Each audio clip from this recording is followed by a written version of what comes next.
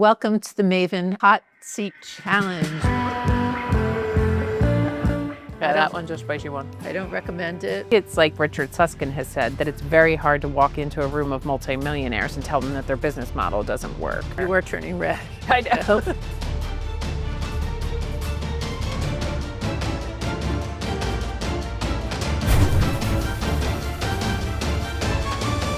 Hello, everyone, and welcome to the Maeven Hot Seat Challenge, where we're going to be challenging ourselves with these incredible spices and spicy questions. And I'm here with Leonard, and I'm Deborah Farone. I'm a marketing consultant to law firms and lawyers and legal tech companies, and I'm thrilled to be here. So let's kick it off. Let's do it. I'm very excited to do this. I think we have this big challenge, but it's not a challenge to speak with you. The only challenge is the chicken wings. So here we go. But let me ask you a question, and I'll start pouring while we ask the question. But we both have done lots of interviews with people for this profession. And I know that you have done lots of them as well. And I want to talk to you about the fact that you didn't come back with just a book. You came back with a really interesting parable. And so tell us about your book and tell us about Unprecedented. Oh, well, thank you so much for asking. Thanks for having me. I'm excited and a little bit scared as we start eating. Should I take a dip? I think so. All right, let's do it. So yeah, I had the opportunity to write a book following in your footsteps because you are on your second book, which is very exciting, Breaking Ground. Thank you, thank you. And we published our books through the same publisher, Practicing Law Institute. And we were working with PLI and doing some leadership workshops, and somebody encouraged me to put forward an idea for a book. And as you know, all I think about is the future of the profession, which, like the challenge, gets spicier and spicier all the time. And I had never thought to write a book, didn't think I was capable of writing a book. And I started writing 3 different versions of the book. And the first 2 were very sort of straight standard business texts. Here's how you can lead firms. Here's what's happening in the industry. But I just thought it was really boring. Like, I didn't even want to read my own book. And so I'd been inspired by a couple of writers who have used parables to tell the stories and integrate the frameworks that they're trying to teach. So I get to travel and meet lots of different people in my work in law firms, and I see the same types of people and personalities. So I created this fictional law firm, and it was populated by all the people that I get to meet on the road. And it was about a law firm really going through a lot of the challenges that we know law firms are facing right now, but equipping them with skills, mindsets, frameworks that they could actually use to lead through change. So the story is about the firm coming together for a week-long retreat, and they're introduced to these frameworks and moving through them together. So I thought it was a fun sort of narrative technique to use that would be a little bit more interesting. Oh, it's great. I started with. Oh, absolutely. You have so many questions in there, and you have workbooks that people can use, and it's very interactive. And I can see people really holding kind of a session just about the book. There's so much in there, so I love it. Now I have a question for you. I had kind of a straight path in that I went to Boston University and I knew I wanted to study marketing. I love marketing. That's what I breathe. But my question for you is, you went to school and studied law and practiced law, and now you're applying creativity, and that's kind of an interesting step. So was there a specific reason you kind of switched from the law to academia, or to having a company that teaches people how to be creative? Yeah, and I want to hear about your marketing story, because I find that fascinating, that you already knew going into undergrad what you wanted to do. So I've another question for you, and along with another question comes another hot sauce. Okay, let's do it. Are you excited? I am so excited. I wonder how this one is going to be, so we have to try this. Okay. When I went to school, I studied marketing. I knew from an early age that I wanted to do something with marketing. And so I found, this wonderful program at Boston University, and I studied it. I didn't think I'd end up marketing for lawyers. That wasn't even a thing then.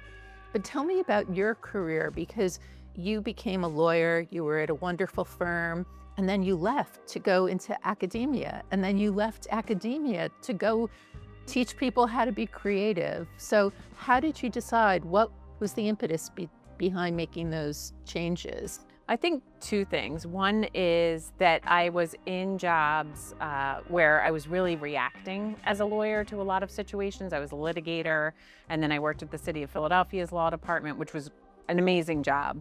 But my husband refers to it as being an emergency room lawyer. No. Which maybe we'll need one by the end of this challenge. But it was fun, but after a few years, it just felt like I was just waiting for bad things to happen and then responding to them. And I think what I've learned over time is I really like building things proactively. And so that was something I wasn't really getting through my legal work. I think the second piece is, candidly, like, I don't have a lawyer's mind. I have the mind of a teacher and the heart of a teacher, and my father's a teacher, and it's sort of in my DNA. So I was getting closer and closer to teaching. And as I started teaching, I just realized that the world really needs more creativity and innovation, especially in our profession, which has been structured the way it has been for over 100 years. But we're never taught in law school how to think creatively about changing the systems around us.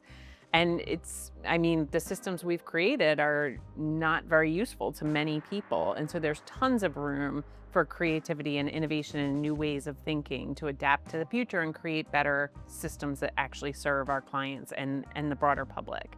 So I just got more and more interested in it over time, and then I just decided to build a company around it. Being a practicing lawyer, there is a certain amount of routine, and there's a certain amount of work that you just have to do. And you have made comments, and I think they're really on target for both the practice of law and how we educate lawyers, that our system needs to change. Can you tell me a little bit about that while I poison you with some new hot sauce? Yes, please poison me. Okay.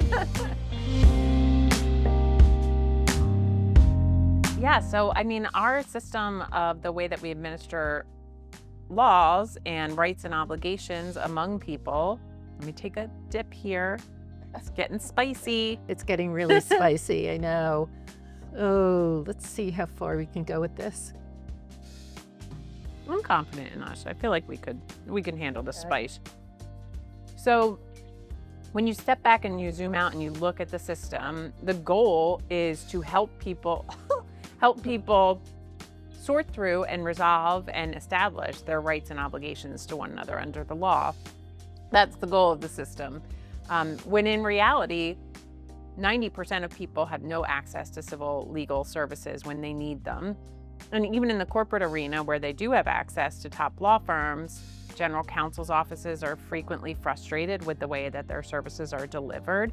And I think a big reason for that is because, as anybody who went through law school knows, we are taught to think like a lawyer, but we're never taught to think like a client, to think like the self-represented litigant trying to navigate a court system, or just thinking about somebody who's a small business owner wanting to set up their business legally. And I think we need to really revisit that question of what the law is intended to do and how lawyers can actually be executing on that promise.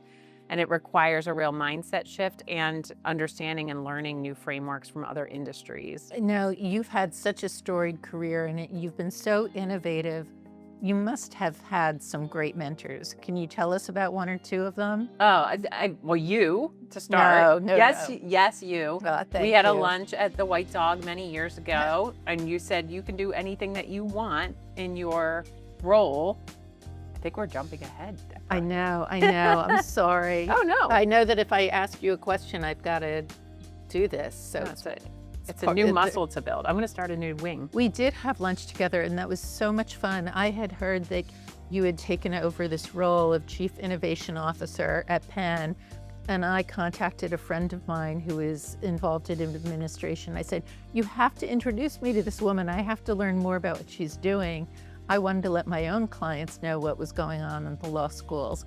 And you were so nice without thinking I was completely weird. And we had a great lunch and talked about our love of dogs. Oh, yes, we do love dogs. Yes, we do.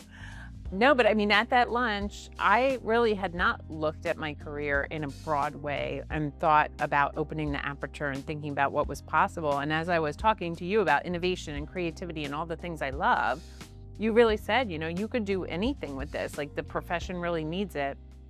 And I needed you in that moment to tell me that, because I didn't know that. And you understand the profession and know it well. So you have been an incredible mentor. I've also been really lucky to have fantastic mentors dating back to law school. My first property professor, whom you met at the book launch, Wendell Pritchett, has been a mentor to me my entire career, and his wife. An amazing guy. Oh my gosh, incredible.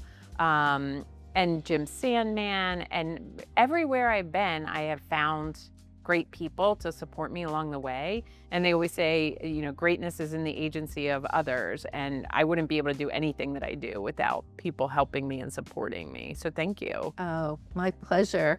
Well, I have to ask you, and as I do, I think I'm on to number five. Let's do it. Wow, look at this. Okay. How people became partners in the past at law firms, and when I was at Cravath and when I was at Deborah, I saw this. Associates would work really, really hard. They had amazing training. They had great partners overseeing them. They often spent years doing things that were not exactly fun, like document reviews and preparing for trials and things like that. But with AI, where is this experience going to come from? If we're talking about making things better, faster, cheaper, and using AI, what's going to happen with the associates? Yeah, I mean, this is exactly why we need more creativity and innovation in the profession, because the model you're describing emerged during the early 20th century with Paul Cravath. Right. And he really shaped a system that worked very well at the time, leveraged labor with more associates supporting the partners, and they learned through rote tasks. And through that pattern recognition over the course of years, they developed legal judgment, and then they were presented to a client. I was one of these litigation associates. I sat in a big conference room with bankers' boxes and marked things privileged and relevant and not relevant. And that is how we trained, and it's also how the law firms generated revenue through the work that those juniors did. So it served those populations well in the era of Paul Cravath. Now, fast forward, there's all sorts of technology. We're not sitting next to a mentor who's mentoring us actively. Also, I sort of think we have this nostalgia for this great era of legal training and development, where we sat at the knee of the learned lawyer who was wonderful at mentorship, and we had great work to do. And, hit or miss, right? You might get lucky and have a wonderful lawyer as a mentor. You might end up with lots of terrible lawyers who aren't mentors because we're not trained to be mentors. So I'm optimistic that the next generation will not spend years in a conference room going through bankers' boxes, but it requires firms to really be intentional and invest in their development, which is challenging in the business model. But having things that are more like flight simulators and repeated efforts at doing those things, but in a compressed time where they're not as pressured to generate revenue for the firm. That part is the tricky part, because it impacts the whole business model. But if you're hoping to keep your leadership pipeline sustained, you really do need to create a new form of legal education to keep up with the changes that AI is creating. So, Jen, you and I have both moderated and created lots of retreats for many law firms around the world. And occasionally you hear this buzz that maybe firms shouldn't be doing retreats. Oh, I don't want to forget the sauce. And so the question for me is, do you think, people need retreats? And you covered in the book. I mean, the whole premise of the book is getting ready for a retreat. Do you really think retreats are necessary? 100%. I think that the biggest problem that law firm partners face is that they can't hit pause on the business that they run because of the billable hour and the pressure to generate as many billables as possible. And the result of that can take a little taste. One of these wings. Think about it as you chew, and we will get to an answer. But But do you think that retreats really have a purpose? Yes, I do. I think that lawyers and partners in particular are under a tremendous pressure to constantly work and to bill and to generate revenue and to develop business and all the things that go into being successful as a business owner. But if you don't hit pause and come together with your colleagues, you're still running a business, right? One of the challenging things of being a law firm partner is you're practicing law full-time and you're running a business, which you've never been trained to do unless you went to business school or have some other background around it.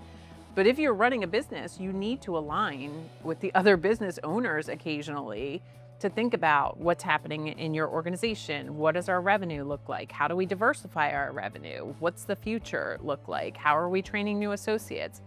I can't imagine thinking through those questions without dedicating time and space to it. The question you ask about the book is funny because I wanted to create a week-long retreat, but I know no law firm on earth would do a week-long retreat. So in the book, I had to create some sort of forcing function. So they were under pressure to be absorbed by a big global firm. And that was the impetus for coming together for a full week, because I know that firms tend not to do that. So for years, firms didn't feel like they needed to change very much, right? They were all making money, they were all doing well. And now AI comes into the fold, and we have private equity coming into firms. We're seeing that kind of creep in. And so firms really need to change. But how do you, as a business professional, convince them when they're not necessarily motivated to make those changes? Yeah, I mean, a couple things. One, I get to have more of a bird's eye view of what's happening and insight into what their peers and competitors and new market entrants are doing. AI's created a whole host of new threats for law firms. So it's not just firms that are structured similarly, doing similar things. It's totally AI native law firms. That's one. The second is I tell them about innovation theory, including Innovator's Dilemma, which is the classic Clayton Christensen. I'm going to take a bite. Keep forgetting. I'm just so chatty. Nope, that's good. Tell me how it is. I'm afraid of this one. It's getting up there, isn't it? I don't know. Maybe this one hits late. Well, if it hits late, then be ready with the I'm in water. Nothing like discussing the great Clayton Christensen Right, while eating chicken wings. But Christensen's seminal theory was that incumbents in any industry, including law, are satisfied with their success. Especially now, we see law firms posting record revenue and profits per equity partner. So you're lulled into a sense of security. But when new technologies emerge, especially something like AI, there are other emerging threats that are building an AI native muscle or a tech native muscle to serve markets you don't care about at all. So you don't even see them coming. And by the time they've built that muscle and come upstream for your work, you're completely blindsided by your own success. So Blockbuster is a classic example of this. They didn't think mailing DVDs to people made any sense. People like to come into the store. They like to drive 25 minutes and then find out that their favorite movie is sold out. Apparently, that's what Blockbuster thought. But they were the incumbent, right? And Netflix was this startup company. And now there are no Blockbusters left. In the blink of an eye almost, it's been put out of business. And so I would encourage law firms to realize that they have had a regulatory moat and an intelligence moat for their entire living lives as lawyers. That's gone. We have abundant intelligence now. So you have to figure out what the new value proposition is in a world where everybody has access to this intelligence. And how you reimagine your business systems and business models and lawyer formation are huge, huge questions that they have to tackle. And if they don't see that, they will very quickly find themselves either leaving to a firm that does, losing their top talent, or being forced to combine, or finding themselves obsolete increasingly. Do you think that some of it might be because lawyers are so precedent oriented? They're always looking back and seeing what has succeeded in the past. I mean, it's part of practicing law. Do you think that's also holding them back? A little bit. I do think lawyers are really good at scenario planning in the future. You know, my client's facing these challenges. How might that play out with different legal counsel? I think it's like Richard Susskind has said, that it's very hard to walk into a room of multimillionaires and tell them that their business model doesn't work. It is that success combined with the fact that there have been protections to firms, including their access to high-priced research, their ability to recruit new lawyers and pay them hundreds of thousands of dollars, that limits the competition and really atrophies any sort of competitive muscle in a real transformative way, more than the precedential nature of what we do, I think. But we've never had to confront this in our lives as lawyers. The system has always been what it's been for most lawyers.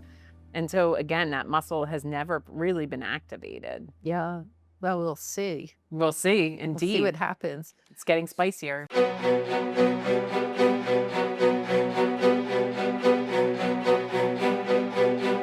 So we're going into a new sauce that looks very frightening because it All says right. something about the devil on it. So we'll see what happens. Bring it on. Okay. Well, it's like my favorite lawyer movie of all time, which is a terrible, terrible movie. I'm ashamed, but The Devil's Advocate is my fave. But one of the best. We're into everything. I have to watch it anytime I see it come on, and I know it's terrible, but I Oh, don't care. So no, we'll do this in honor of Keanu Reeves. Oh my gosh. And Al Pacino. Oh, He was so good in that. So good. Kevin. Right. Kevin. So as we're doing this, now I have a hot question. Okay. Because so many of us in law firm land believe in the billable hour. We've seen it operate forever and ever. You know, we predicted its death several times and nothing has happened. Do you think it's going to survive? Is it going to make it through? Or do you think people are going to have to change their ways? I'm going to take a provocative stance here because I know everybody says don't bet against the billable hour ever, because like you said, we have been making these predictions forever. I don't understand how it remains the predominant way of pricing legal services in a world of access to AI and enhanced client expectations for speed and efficiency. I don't think it will go away. I actually agree with some commentators who say that the most experienced in-demand lawyers on earth will actually be able to charge more per hour than they already do, augmented by AI. And so if you're seeking the best tax attorney in the world, it might cost you 3 times their billable hour today in 5 years. But the pricing portfolio, I think, will change. And actually, there's interesting research from Thomson Reuters that the high watermark of billable hours in the aggregate across all timekeepers hit its mark in 2003. It's been on the decline ever since. The reason most people have not seen this is because it's been accompanied by rising rates. So even though there may be less work to be done, the rates ensure that the revenue continues to go up. And so I think that will collide with a technology that really works against the billable hour in ways that will really result in some different type of pricing. And also AI enables clients to have more precise scenario planning and knowledge of how their outside counsel is shaped, and will be able to put pressure on firms as a result. And the GCs that I've been talking to are very sophisticated when it comes to how they can utilize AI. So you almost get the feeling that if firms aren't going to do it quickly enough, the GCs are going to find ways of doing it. Well, the problem that firms, I think, are going to confront, and I think they are starting to confront, is that if you're not having proactive, collaborative conversations with your clients about how you want to co-design and reshape the future of legal services, it's going to come to a head by discount conversations. Like, things are just going to start getting written off on bills, like not paying for this, our AI tool does it, not paying for that. Then you're in a defensive posture and you're in an antagonistic relationship. Or there is no coming to a head, it's just the phone stops ringing, the emails stop coming in because they've gone elsewhere. So the window is closing really, really quickly for partners to reach out to their clients and say, we're trying to figure this out too, let's do it together. What would you like to see in the future of legal service pricing? Absolutely. And help them figure it out at the same time. Totally. I mean, they're grappling with this and most don't have the resources firms have. I think there's an entirely new service line of training, counseling, all the things that lawyers are great at doing with their clients with an AI lens. I think one of the things that stops partners is they're not accustomed to not having the answers to the problems. they are the experts. And so there's a certain level of humility involved in saying, I don't know the answer, but I'm here to support you. And that, I do think, to the earlier point about precedent, I do think that's a lawyer personality and historical expertise challenge that lawyers are facing now. Well, and we know that they're so lacking in resilience, according to Dr. Larry Richards, right? That, something negative will happen to them. It takes them a while to recover from it.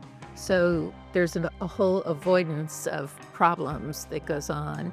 And I don't mean to belittle it. I mean, if you're running a business and your clients are your clients and they generate your revenue, it is a scary conversation to have to reach out to them. But I talk with their clients, you talk with their clients all the time. That is exactly what the client wants to hear. I think it's lower risk proposition than law firm partners think that it is. But I don't mean to belittle the concern. I understand it. Right. So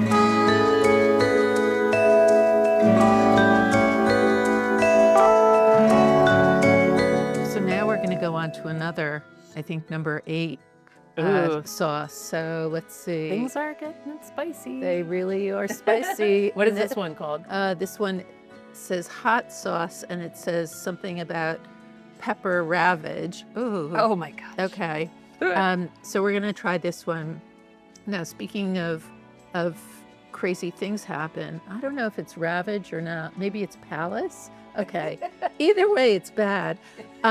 So, if you spent your years and years at a partnership, in general, what's happened is you would never take a bit of money from an outside kind of company. There are credit loans and things like that go on, but now we're seeing private equity take a stake in law firms. Mm-hmm. And it's something I didn't think 10 years ago would ever happen. Why is this whole idea of private equity scarier to firms, perhaps, than even AI? I love the way that you frame that, because I couldn't agree more that it scares them more than AI. When we started talking about this in presentations, thank you. Ooh, yum. This might help. Oh, thank you, thank you. Excuse us as we eat. That was good.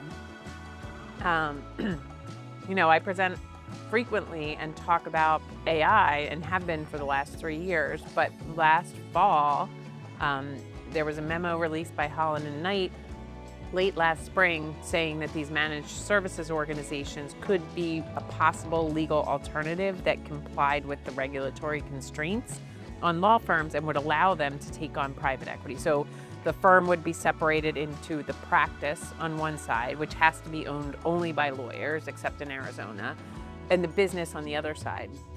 And private equity could come in and streamline the business. And that had never been opined before in an official legal memo, to my knowledge. And once Holland and Knight's memo came out, private equity started really, I hear on the ground that managing partners get repeated phone calls every day from PE firms looking to invest. And I think the temptation now is that the requirements to invest in technology, in the training, in the things that are non-revenue generating are really challenging for the law firm business model. So having that infusion of outside capital is very seductive. I think it presents a lot of risk. And I think that lawyers need to be really careful before they align themselves with private equity. But I suspect that is why it's happening. If you're looking to avoid a combination or looking to stay ahead in the AI race, it might be helpful to have some infusion of cash. All right, Jen, now we're going to number 9 sauce, which right. I think is going to be a little frightening here. I'm very scared. Okay. I'm a little worried because right, there seems to be a giant pepper on it, and this is not boding well. So an extra hot question. I don't know if I can speak and pour at the same time, but GCs are building capabilities of their own. We had mentioned that, and we know that there are a number of really wonderful companies out there that are doing some great things, and they're working with those corporations. So the question is, at some point, do you think that our AI inside of law firms is going to be speaking to their AI, and what does all this bode for the client relationship? That's such an interesting question. I hadn't really thought about firm AI talking to client AI. Very hot. What I do think is interesting and adds fuel to the fire. You were turning red. I know. Good. These are very spicy. Again, it's just like the profession. It is spicing up. Right. What I think is interesting is that we have unwittingly been laying the groundwork for AI to actually take hold faster than it would have otherwise. So you'll remember after the 2008 Great Financial Crisis that the more for less challenge from the general counsel's office really intensified. They wanted to have greater certainty over their bills, more transparency into what law firms were doing for them. And that gave rise to the entire field of legal operations in the 2010s. So corporate counsel would bring in many cases, equity partners who had been de-equitized during the Great Financial Crisis and never otherwise would have ended up in the general counsel's office. But they were both sophisticated and they understood how law firm business models work. So they started scrutinizing their outside firms, knowing what the firms tend to do as they price legal services. And they hired professionals who were operations professionals to analyze their spend, to develop a more systematized way to measure it internally. And they had some success at doing that. And now comes AI. So they now have this infrastructure built and this entire professional community that can now take AI and both apply it to their work, but use it to analyze the work of the firms. So if you hadn't had that groundwork laid during the 2010s, I think they would be a little bit more flat-footed. But now they can confidently bring that work back in-house, which is what a lot of them want to do with their own AI tools, and put pressure on their outside firms. And I think the place where the rubber meets the road is if and when there is a great economic recession again, or just a sustained recession where there's even more pressure put on law firms to figure out how to reprice legal services. Where do you see this happening first? I mean, do you think that there's going to be pressure on the high-end legal work, or is it the more commoditized legal work that's going to kind of see the hit come first? Yeah, I think the commoditized work for sure. And some of that was taken away, disaggregated during the 2010s. But if you broadly think about the kind of work that GCs send to their outside firms, bucket one is overflow work, where they might have litigation experience, but they don't have a team of associates to handle that work. So they outsource it to law firms. The second is the bet the company, high strategy work, the things where they want the best to advise them on something that's high stakes. From every GC I've spoken with, they want to reshape their spend so that it's almost exclusively focused on bucket two while they figure out how to bring more bucket one work in-house. So I think that's where you will see the impact regardless of the economic situation first. And then that repricing, if it happens, starts to happen at the more high end of their legal service spend.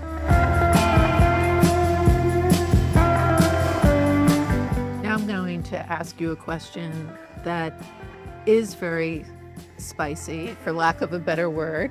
And we're going to go to the next one. Oh, no. The last one. The ghost pepper? Oh my gosh. Yeah, the ghost pepper. There may even be one after I don't know this. much in life, but I know that the words ghost and pepper together are never Yeah, this is not never a a good sign. This is not a good thing. So if you were a 25-year-old starting at a firm in the fall, you know, you're bright, you're nervous, you're excited, all of those things. You're not sure if you chose the right career. If you were faced with someone like that, what would you tell her about the future of law? Because there have to be a lot of these associates. If I die, will you resuscitate me? Totally. Call someone? I've got you. I will call someone and Okay. outsource that because I have no idea how to do that. But Okay, you'll I've got you. outsource. Okay. I understand there are professionals who Thank know. you. There are. I'm going to start a just- new wing now. Just say she started the ghost If I'm pepper. going to go out with ghost pepper, I want That's it to be on a full wing. Cheers Okay. to this wonderful, spicy Cheers. conversation. Cheers. Yes, it's great to have Hopefully this. we live on to Oh. add more. I Yeah, that don't- one just spicy one. I don't recommend it, but So let me try and say what I would say to a 25-year-old I would not eat a ghost pepper Right. before, 'cause No, 20. I may lack the gravitas with which I should be advising new lawyers. But I think a couple things. One, I genuinely believe there has never been a more exciting time to become a lawyer. There will be more career opportunities created, both in practice, because the questions, pardon the pun or pardon borrowing for the book, will be unprecedented. You will be facing legal questions for your clients that nobody has ever considered before, and that's really cool. So to your point about precedent, we will be creating all new precedent, and that's amazing to me. But the other thing that I would say relates to your engagement with the AI. So I see people coming out of law school who don't really understand what they're supposed to be doing with AI and understand AI to be cheating more than augmenting their expertise. And so they're coming in very confused. And I think a lot of the law firms right now are also confused by why they're confused. Like, didn't they learn all of this in law school? And maybe they did, but maybe they didn't. So having some empathy for the juniors, if you're a partner or somebody in professional development, is helpful. But if you're new, lean into the great training that your firm is going to give you. If your firm has training, go to it, engage in it. I know you're busy. I know you're trying to learn the ropes. But no matter where you head in your career, this is going to be a skill set you need to learn, and you're only putting yourself at a disadvantage if you opt out. And the opting out part would be the other piece I would focus on a little bit, is that in my experience, anecdotally, younger people have really strong feelings about AI development. I share those feelings on a broad scale. The ethics of developing this technology the way that we are is troubling. But the answer is not to opt out of using it altogether, because you're not impacting the greater development and you're just not helping yourself in your career development. There are ways, voting for elected officials who share your views on AI development, spending your time engaging in your community around AI development, but don't do it at your workplace, because 3 years from now, if you're not using AI in legal practice, I don't think you will be employable as a lawyer. And it's part of our professional obligation under Rule 1.1 to be aware of and competent in using advanced technologies to serve our clients. So it's not only good for you, but it's actually required of you. And from a business development standpoint, I think that every company out there, every industry will be affected by AI. So don't you want to know what your clients are going through? Don't you want to understand those nuances? Yeah, I was just talking with a law student this morning about how in many business schools now, the professor will have the laptop open and they'll consult with AI during the conversation.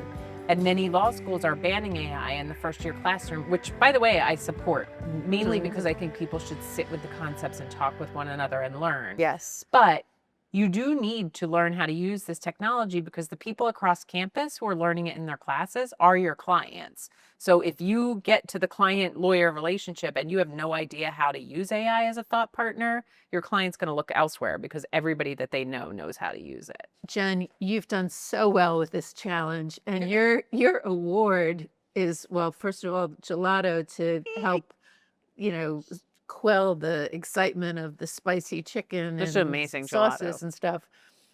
We're going to go for one more question and one more pepper, if that's okay with you. Let's do it. So this one is called Mr. Pain.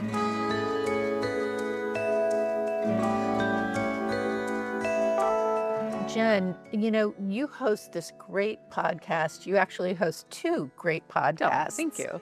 And the one that I really adore is Law 2030. And if people don't listen to it, they absolutely should.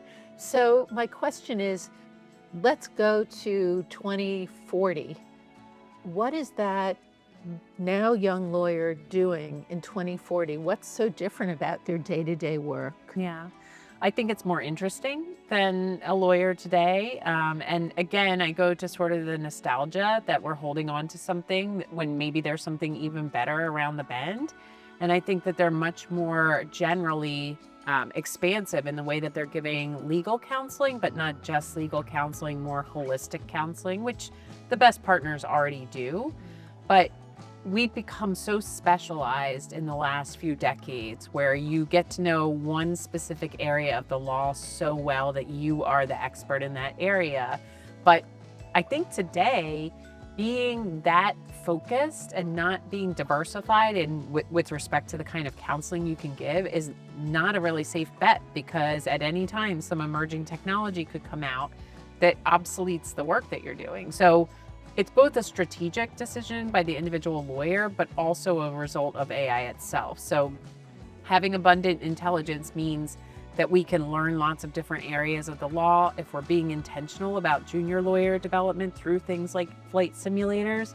If we can compress that learning or augment it in some way, we'd be able to do in a couple of years what it took us 6 years to do in learning one area. And AI is an awesome coach. So AI can actually be helpful in helping us learn different areas by quizzing us, by giving us mind maps, slide decks, anything you want. And so I think in 2040, a lawyer's life looks really different and really positive, I think that you'll still have big law firms. I think they'll still be focused on attorney development. I do think they will be much more selective about the people they're bringing in to become future leaders.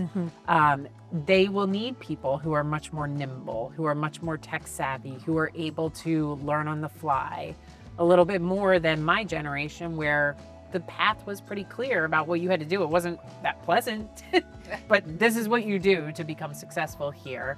In the future, you need new skills and mindsets. And I think you'll have bionic boutiques emerge, these AI native firms that are building muscles from the ground up, where they are going to have an entirely different business model that requires them to be more entrepreneurial. And I hope that attracts more entrepreneurial thinkers to the profession. I worry a little bit that at the law school level, they will not find their flow in a law school environment if they're extremely entrepreneurial, and that's a challenge for the law schools to solve. But I think we'll see a lot of different changes, but I don't think that any big group is going away, but I do think they'll change. Jen, that's great. We've had a wonderful conversation. Thank you for being here today and joining us for Maeven's Hot Seat Challenge. We are so glad that you were here. And before we go, I wanted to mention Jen's book, which is incredible, unprecedented. For anyone leading a law firm, whether your firm is concerned with AI or just the future, this is the book to get. She does an amazing, amazing job at talking about the various issues that we're facing in law firm land, and I think this is a must. Well, thank you so much, Deborah. This has been so much fun. I have a sneaking suspicion it took a few years off my life, but that's okay. It was worth it, because it's always so fun to talk with you. And I get to be so lucky to be sitting here across from you. But if you are not so lucky, then you should pick up Deborah's new fantastic book, Breaking Ground. And it really ties in nicely with our conversation today, because as the client relationship's changing, as AI is accelerating in the way that it's changing the work that we do, the human relationships become the core and the value creator in the future. So even though this is called How Successful Women Lawyers Build Thriving Practices, because we do have attributes that are unique and make us strong at developing relationships, this is a book for anybody out there who wants to learn how to develop the great relationships that lead to business success. So thank you so much for sharing your wisdom and expertise with the profession. Oh, thank you. And thank all of you.